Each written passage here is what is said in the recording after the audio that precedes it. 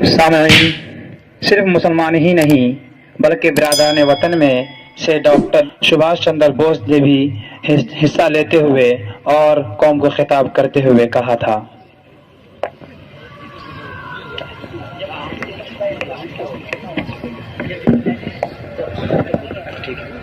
हमारे देशभक्त भाइयों, हमारी ये धरती हमारे लिए अपने माँ के दूध से भी अधिक आदरणीय और अपने खून से भी अधिक प्रिय है। हम सब कुछ सहन कर सकते हैं, परंतु अपने माँ को दूसरों के हाथ गुलाम नहीं देखकर कर सकते हैं।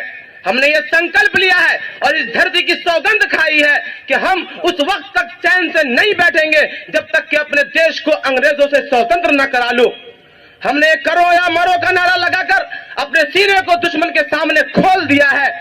देश के नौजवानों, आओ हमारे लिए, अपने देश की स्वतंत्रता के लिए अपने खून का योगदान दो। जय हिंद, जय भारत।